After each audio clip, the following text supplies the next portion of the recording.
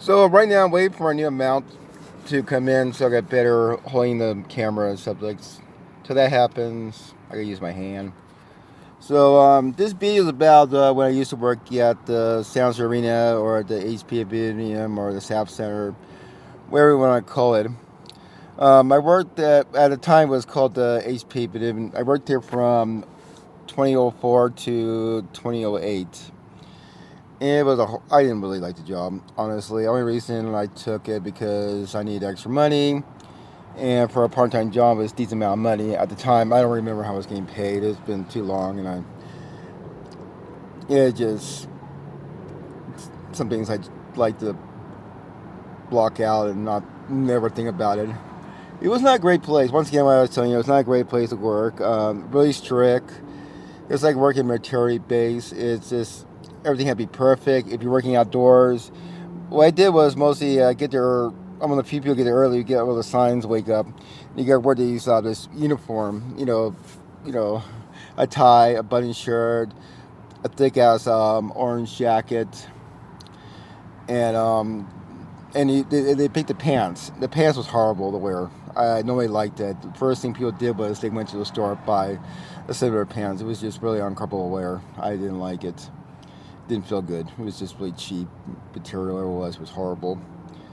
So, but you're working outdoors, and San Jose weather is really dickable. It's pretty much summer or will last to almost October, and then hockey will pick up. You're running around picking signs up, replacing them, putting there, and you get kind of dirty picking these things up. And the uniform is not really meant for that kind of work. I mean, you go to other places, parking departments, their uniforms are very simple. The reason why, because they're out in the dirt, they're doing this, doing that. But it's very simple. This place, everything had to be strict. I guess, the reason why we're on camera, you know what I mean? What happened to television crew sees you. I'm like, whatever. But everything was strict. I mean, I want to give you some amount of money. I hate when people show up like early in the day. At the time it was $15 a park, and now it's $25. So people hand you like $100 bills. You're trying to count the money, but you're only limit how much money, and you're like begging for later on you're begging for people to give you change or something, or you know. And the people are also bad too. People, I always ask them. The first thing somebody hands me a big bill, I ask them, "Do you have any smaller?" And I give some attitude. Oh, I have a $100 bill. Give me 50. Oh, I ask, "Do you have anything smaller?" And they give, "Oh, I have it's just, how dare you ask me that?" It's like whatever. I mean, I was not being a prick. I'm nice, calm boys. The only time I got mad at my supervisor, God was an idiot. This guy's a moron. He, people ask me a bunch of questions. You know what I mean? It's like, straight, make a left. Go straight down, make a left. You know what I mean? I try and make directions simple, and these people don't believe me. Is one thing I learned about customer service: the more simple you make things are, the more confused, even and stuff. And it's like I don't have enough time explaining the whole history about the place. There's tons of cars behind you. You're aware there's tons of cars behind you. You're just slowing down the road. Why can't you just park your car and come back and ask me questions? That's more common sense. But once again, majority of people have no common sense. They're no low world. They're the only person they care about themselves. That's honest truth. And people complain about the price, and I explained to them like, knowing first to come here, knowing make you come here. One thing about San Jose, what correct me about the San Jose plenty of places. There are plenty of garages. There's plenty of places to pay for cheaper parking. Most places, you buy a food and they'll give you free parking. They'll valet your parking or something. There's plenty of parking. I encourage people, if you go to a city, do not go to a place that the main parking.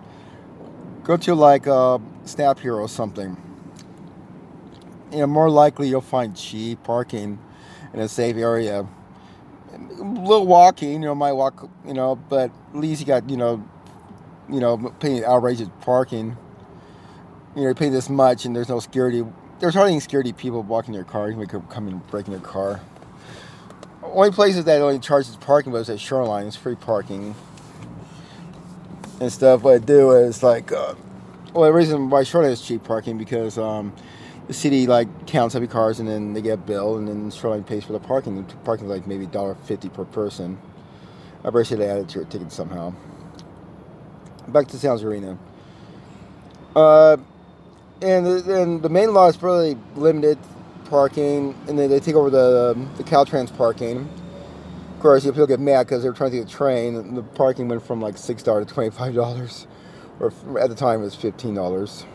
So you got to deal with those Caltrans parking, and then what they do is they try to buy a ticket. I said, we could park here. I said, well, the time says that, and the sign says that, you did not make the cutoff. And I told him, I don't know, please try to trick me. And guys, and then the majority of the people that worked there when I worked there were old, bitter, white, angry people. Just no humor, just bitter, angry, nasty. And then they turn around and you give me kind of attitude back to them. They turn around crying to the supervisor, you're getting them attitude. There's been one complaint about me getting attitude. I said, I don't get anybody attitude. I just show up, do my job. And people treat you like shit, and then they expect you, give them respect. These older white assholes. God, I hate my kind. And that's pretty much. It's almost 6-7 minutes long video. The longest so far. I hope things change. I hope the place. My last day I worked there. I'm just going to let you know, it's going to be a little fence up, a little swearing, cursing, and a middle finger will be showing pretty soon. Just your fair warning. My last day I worked there, what happened was, my last day I was working there, they placed some guy in the loading dock area who had no experience, didn't teach him anything, just throw him in there. I had to walk by him during my break and see how he's doing, got any questions. I really feel sorry for the guy. It's not his fault, it's management. And I blame most of my problem.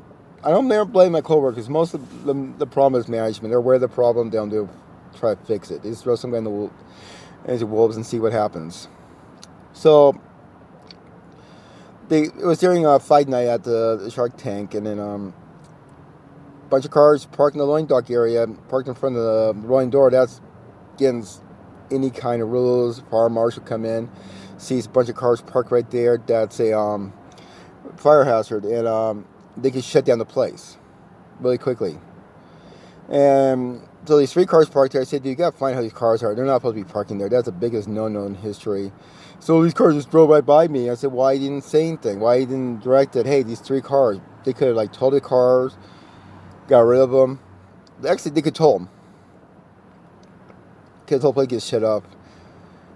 And he refused to do it. I had to call a supervisor. He had to go on his break. I told the supervisor, I don't know. This is going on. And he sent him home, so I had to take over the loading dock. And these assholes came back for the car. And I said, they didn't give me a word to say anything. I wouldn't let one of them down. Get the car. There was no need a whole group of people come down and get their car. One person come pick their car up, drive up, pick the rest of the fools up. But they didn't let me. They started swearing, cursing, threatening me. It went from a management debut, and then when they started threatening me, that went straight to the call. I take threats seriously. There's no need for that. I'm trying to help. I don't know what happened. I say I didn't know what happened, but these assholes thought they owned the place.